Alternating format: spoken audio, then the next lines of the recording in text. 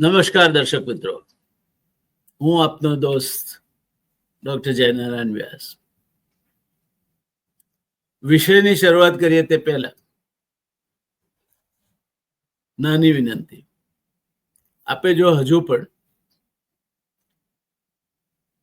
આ ચેનલને અને મારી બીજી ધાર્મિક ચેનલ છે અલખની ઉપાસના એને સબસ્ક્રાઇબ ના કરી હોય તો મારી વિનંતી છે કે આપ અમારી સાથે સબસ્ક્રાઇબ કરીને જોડાઈ જાઓ. આમાં એક પૈસાનો ખર્ચ તમને લાગવાનો નથી. ઉલટાનો તમને રોજબરોજ કંઈક ને કંઈક જાણવા મળશે અને અમને પ્રોત્સાહન મળશે. બંને બાજુ રાજી થવાનો સોદો છે. જોડાશો? ના જોડાવે તો સબસ્ક્રાઇબનું બટન દાબી દો પહેલા, અને બેલ આઇકન પર પણ દબાવી દેજો આંગળી, એટલે બે ઘંટડી હોય ને, તમને નવું જેવો વિડીયો મુકાય કે તરત જાણ થશે. આટલું બે કરો ને દોસ્તો. બહુ સરસ રીતે આપણી ચેનલ આગળ વધી રહી છે. થોડોક હવે તમારો સાથ સહકાર ને મૂળ આપણા વ્યુઅરશિપ એટલે દર્શકો પુષ્કળ છે, પણ માત્ર 100 જણા જોઈએ છે, એમાંથી 20 જણા જ રજીસ્ટર કરાવે છે. સબસ્ક્રાઇબ 20 જણા કરે છે. 80 જણા ને એમાં પણ આળસ આવે છે. તો પહેલા કરો ને જરા, સબસ્ક્રાઇબ કરો ને બેન, કરો ને જરા સબસ્ક્રાઇબ કરો, બેલ આઇકન દબાવો. એક પૈસો તમારે ચૂકવવાનો નથી, ત્યારે તો અમને પ્રોત્સાહન આપવા આટલું કરો. તમે અમારી સાથે જોડાશો તો આનંદ થશે, હું મળશે. રાહ જોઉં છું તો આ સુંદર મજાના પ્રતિભાવની. ધન્યવાદ દોસ્તો. મૂળ વાત પર આવીએ. એ વિશ્વ સિંહ દિવસ તરીકે ઉજવાય છે, અને સિંહ આપણે ત્યાં એશિયાટિક લાયન ની જયારે વાત કરીએ ત્યારે સીધો યાદ આવે ગીર, જુનાગઢ, સોરઠની. આમે સોરઠની ભૂમિ એટલે સુરાપુરા, સતી, સંત અને સાવજની ભૂમિ. 2021માં સિંહની વસ્તી હતી 327. કેટલી? 2021 327 હતી વસ્તી. તે 2025માં પહોંચી 891. 3 ગણી વધી, 300%નો વધારો થયો. કેટલા વર્ષમાં? 5 વર્ષમાં. વર્ષે સરેરાશ 60% વધારો ગણે. સાસણ જંગલ સફારી, દવડિયા સફારી પાર્ક અને આંબરડી સફારી પાર્ક હવે સિંહ દર્શન માટે પ્રવાસીઓને બોલાવવા નથી જવું પડતું. સિઝન શરૂ થાય ત્યારથી પૂરી થાય ત્યાં સુધી દેશભરમાંથી સિંહ દર્શન માટે પ્રવાસીઓ આવે છે. ગીરનું જંગલ, દ્વારકાધીશના દર્શન અને સાથે સિંહ દર્શન, આ ત્રણેય સફારી ગીરમાં સિંહને જોવા માટે આવતા પ્રવાસીઓ ગીરના રમણીય અને વૈવિધ્યપૂર્ણ જંગલની મોજ પણ માણે છે. દોસ્તો, સિંહની વધતી જતી વસ્તીને ધ્યાનમાં રાખીને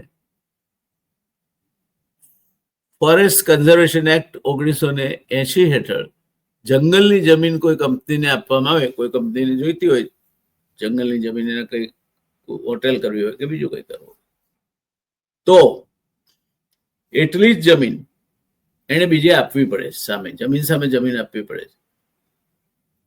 પણ આ તો ભગવાનને પણ ક્યારેક બનાવી જાય એવી પ્રજા. એક માણસ તો રોજ તાસકડીમાં કંઈક મૂકે અને છૂટા લેવાના બાને મૂકે, એના કરતા વધારે પાછું લઈ જાય. એમ આ જમીન આપવા વાળા કચ્છમાં કે ક્યાંક દૂર દૂર આપે, સસ્તી જમીન હોય ને. અને આપણા લોકો ભોળાય ખરા, સરકારી તંત્ર બિચારો ભોળા લોકોનું તંત્ર છે, લઈ પણ લે. પરિણામે આવે કે જે ગીર જંગલ છે, 2 વિસ્તાર હોય, ફોરેસ્ટ અને બીજો રેવન્યુ વિસ્તાર. એ રેવન્યુ વિસ્તારની આડીને આવેલી જમીનો અથવા એની અંદર આવેલા ટુકડાઓ એ આ રીતે ખવાઈ જાય છે, કાં તો દબાણ થાય છે. હવે આ સિંહના જે સિંહ દર્શન માટે આવે છે તે લોકો અને સિંહનો ઉછેર અને એની અપકીપ જેને કહી શકાય, પ્રોત્સાહન મળે એ માટે લાયન કન્ઝર્વેશન સોસાયટી એની સ્થાપના થઈ છે. અને એને પણ કહેવામાં આવ્યું છે કે તમારી પાસે આમાંથી કરોડોની આવક છે તો તમે પણ આવા ટુકડા ખરીદો લો તો ભવિષ્યમાં એના ઉપર દબાણ ના થાય. પણ જ્યાં ખાનગી પેલા બદલામાં જમીન આપવાવાળાનો સવાલ છે, મેં અગાઉ કહ્યું તેમ સ્વાભાવિક રીતે જ આવી જમીન સિંહોના વસવાટલાયક વિસ્તાર અથવા તેને અડીને આપવી જોઈએ, એને બદલે અહીં મોટો ખેલ પાડવામાં આવે છે.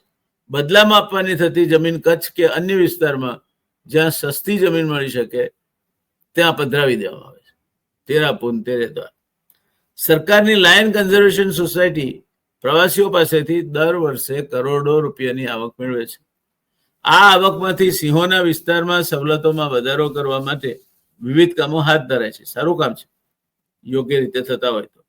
જ્યાં સિંહનો વસવાટ છે તે ગીર સિવાયના રેવન્યુ વિસ્તારમાં નાના નાના જમીનના ટુકડાઓ આ સોસાયટીએ પોતાના કબજાના નાણાંમાંથી ફાજલ નાણાં રહેતા હોય આ બધું કામ કરવા બાદ એમાંથી ખરીદવા જોઈએ એવું એના કેટલાક સભ્યોનું પણ, ટ્રસ્ટીઓનું પણ સૂચન હતું, જેથી ભવિષ્યમાં અહીંયા ગેરકાયદેસર રીતે દબાણ ન થાય. પણ કોણ જાણે કે હજુ કંઈ એમાં એ મોરચે જેને એગ્રેસિવ એક્શન કહેવાય, આક્રમક કામગીરી થઈ નથી.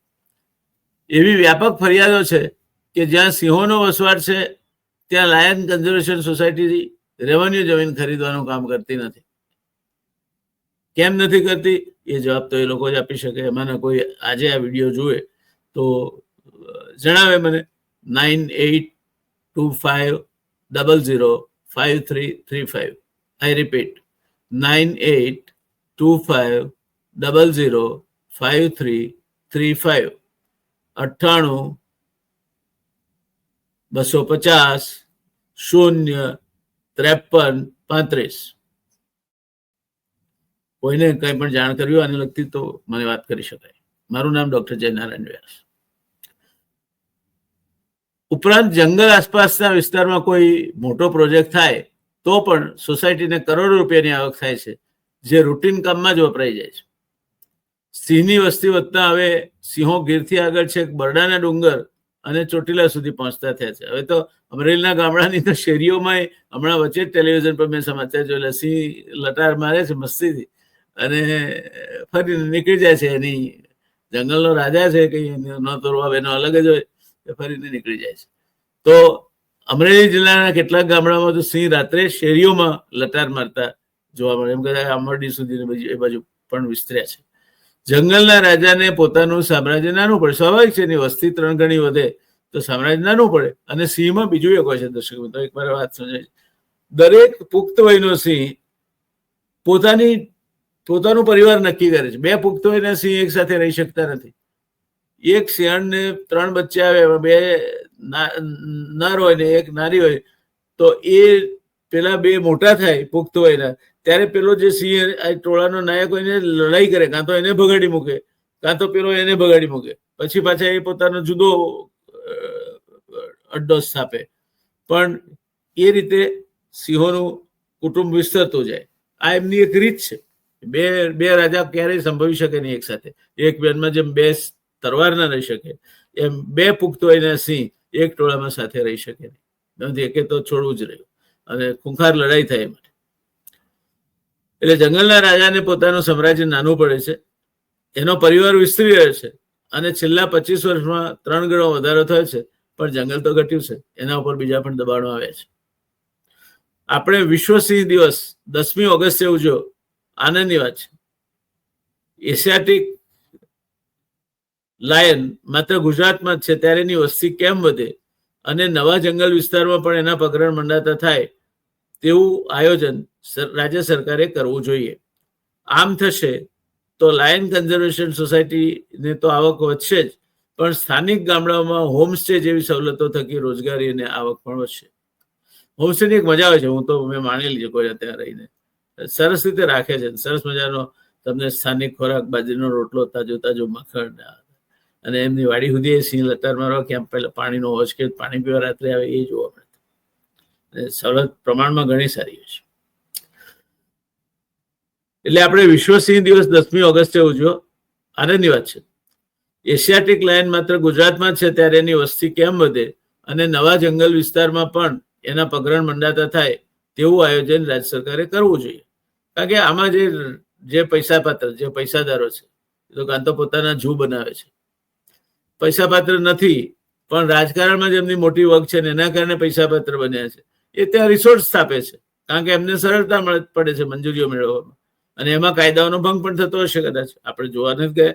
પણ આ રાજકીય પરિવારો હું એમને કહું છું એમના ઘરમાંથી કોઈ રાજકારણમાં ઊંચા હોદ્દે પહોંચ્યું હોય એ લોકોને કાં તો અહીંયા પૈસાવાળાની કોઈ તકલીફ નથી પડતી, કાં તો રાજકારણીના છોકરાઓને કોઈ તકલીફ નથી પડતી. આ બે જણાનું આક્રમણ આ સિંહના વસવાટો પર ચાલુ રહે છે એટલે મેળવ્યા કરે છે. એટલે સરકારે આ આયોજન કરવું જોઈએ. આમ થશે તો લાયન કન્ઝર્વેશન સોસાયટીની આવક વધશે, હવે વિસ્તાર છે તો વધશે જ, પણ સ્થાનિક ગામડાઓમાં પણ હોમસ્ટે જેવી સવલતો થકી રોજગારીની આવક પણ વધશે. 10મી ઓગસ્ટ વિશ્વ સિંહ દિવસ નિમિત્તે આપણે આપણી પીઠ થાબડીએ, ચોક્કસ થાબડીએ, પણ એ ન ભૂલીએ કે સિંહ સામે નવા નવા પડકારો ઊભા થઈ રહ્યા છે. કેટલીક સવલતો પણ ઊભી થઈ રહી છે, કેટલીક અનુકૂળતાઓ પણ ઊભી થઈ રહી છે. દાખલા તરીકે બેફામ વધતું નીલગાયનું જે વસ્તી છે એને આ મારણ માટે બહુ સરસ સવલત પૂરી પાડે છે, એટલે છે ચોટીલા સુધી લાંબા થાય છે સિંહ રાજા, પણ એના સામેના પડકારો પણ મોટા છે. આશા રાખીએ લાયન કન્ઝર્વેશન સોસાયટી અને ગુજરાતના ગૌરવસમા આ સિંહ